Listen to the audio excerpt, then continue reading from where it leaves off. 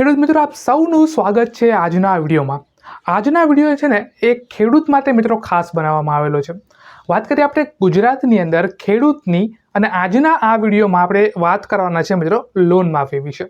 મિત્રો, ખેડૂતની જો હું વાત કરું તો ગુજરાતની અંદર 80થી 90% એવા મિત્રો ખેડૂતો છે જેની હજી સુધી પણ લોન માફ નથી થઈ. ક્યાંક ને ક્યાંક એ મિત્રો લેવા દેવામાં છે, લોન પડેલી છે, લોન માફ નથી થતી અને લોન ભરાતી પણ નથી. તો જે આ ખેડૂત છે ગુજરાતના, એની લોન માફ મિત્રો ક્યારે થશે? વાત કરીએ આપણે ગુજરાતની અંદર, તો ગુજરાતની અંદર મિત્રો બીજેપીની સરકાર છે. વાત કરીએ આપણે રાજસ્થાન અને તામિલનાડુની મિત્રો, તો ત્યાં પણ મિત્રો બીજેપીની સરકાર છે. મેં એવું હમણાં ન્યૂઝમાં સાંભળ્યું કે મિત્રો તામિલનાડુ અને રાજસ્થાન છે ત્યાં ખેડૂત મિત્રોની 1 થી 2 લાખ રૂપિયાની મિત્રો લોન જે છે તે માફ કરી દેવામાં આવી છે. વાત કરીએ આપણે ગુજરાતની, તો ત્યાં પણ સેમ જ સરકાર છે અને અહીંયા પણ મિત્રો સેમ જ સરકાર છે. તો લોન જો ત્યાં માફ થઈ શકતી હોય મિત્રો, તો લોન માફ મિત્રો અહીંયા પણ થઈ શકે છે. સૌથી પહેલાં તો આપણે એ અન્ડરસ્ટેન્ડ કરીએ મિત્રો કે ખેડૂત જે છે એ દેવામાં આવે છે કઈ રીતે મિત્રો.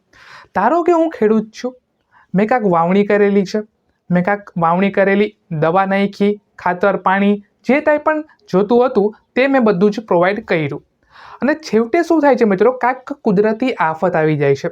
ધારો કે ખૂબ જ વરસાદ આવી ગયો, ખૂબ જ વાવાઝોડું આવી ગયું, તો જે પાક છે મિત્રો એને નુકસાન થાય છે.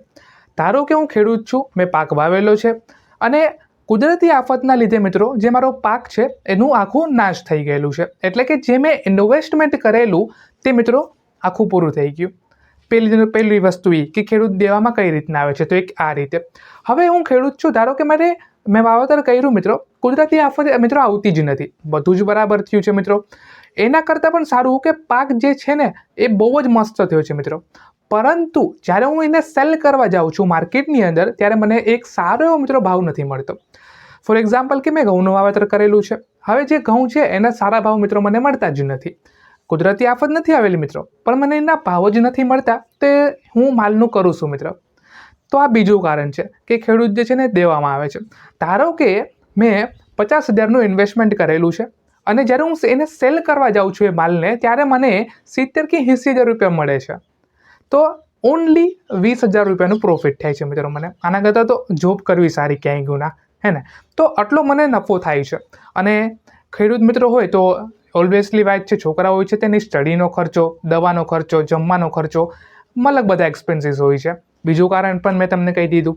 તો હવે સરકાર જે છે એ ખેડૂત મિત્રોની લોન માફ ગુજરાતની અંદર કેમ નથી કરતી, આ એક મોટો ક્વેશ્ચન માર્ક મિત્રો બને છે, રાઈટ? કેમ કે ત્યાં જો બીજા રાજ્યમાં થતી હોય તો મિત્રો આ રાજ્યમાં પણ થાય છે, અને ગુજરાતના ખેડૂતો અવાજ ક્યાંક ને ક્યાંક અમુકપણે નથી ઉઠાવતા. વાત કરીએ આપણે પંજાબની, તો આજથી તમે 1 કાં તો 2 વર્ષ પહેલાં જોયેલું હશે કે પંજાબના જેટલા પણ ખેડૂત મિત્રો હતા તે બધા જ ટ્રેક્ટર લઈને વિધાનસભા મિત્રો પહોંચી ગયેલા હતા, ટ્રેક્ટર લઈને, અને ત્યાં લગભગ 8 દિવસ સુધી આંદોલન એમને કરેલું હતું. ત્યારબાદ જે એની માંગ છે ને એ મિત્રો પૂરી કરવામાં આવેલી છે. તો ગુજરાતની અંદર મિત્રો શું આવું કરવું પડે? શું આવું લોકો નથી કરતા? શું સરકાર જાણી જોઈને મિત્રો ખેડૂતને સપોર્ટ કરવા નથી માગતી? ખેડૂત મિત્રોની વાત કરું તો, સરકારની મિત્રો વાત કરું તો MSP કરીને એક સરકાર કાંઈક વસ્તુ લાવેલી છે. હવે જે MSP છે એનો ભાવ એક હાઈ ક્વોલિટીનો હોય, પરંતુ જ્યારે ખેડૂત એને વેચવા જાય છે ને તો MSP નો ખેડૂતનો માલ લેતી જ નથી મિત્રો. હમણાં હું ગુજરાતની વાત કરું તો થોડાક જ દિવસો પહેલાં ટેકાના ભાવે ખરીદારી જેણે રજિસ્ટ્રેશન કરેલું છે, એમની ગવર્મેન્ટ ગુજરાતે સેટેલાઇટ દ્વારા ઇમેજને ફોટો સ્કેન કરીને ત્યાંથી જ રિજેક્શન આપી દીધેલું છે. માલ તો હજી સુધી જોયો જ નથી મિત્રો, માલ તો હજી સુધી જોયો જ નથી કે કેવો છે, ક્વોલિટીનો છે, ક્વોલિટી વગરનો છે. સેટેલાઇટથી એમને રિજેક્ટ કરી નાખ્યું કે ના ભાઈ, આ માલમાં કાંઈ ખાસ વસ્તુ મને દેખાતી નથી. ઘઉંનો દાણો મિત્રો એટલો એવો હોય, સેટેલાઇટથી મને નથી લાગતું કે એને જોઈ શકાય. એકવાર એ ખેડૂતનો આખીની 6 મહિનાની 4 મહિનાની મહેનત છે, તો એકવાર સરકાર ખાલીને એકવાર જોઈ તો લે કે હા ભાઈ, ચલો ભાઈ, તમને આટલો માલ મળશે.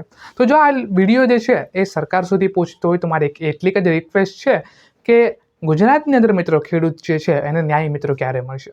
શું ગુજરાત જે છે એ આવતા 5 વર્ષોમાં પણ આમ જ લડતું રહેશે? તેને આમ જ ભાવ મિત્રો નહીં મળતો રહેશે અને આમ જ મિત્રો એ લોનમાં ફસાતા રહેશે?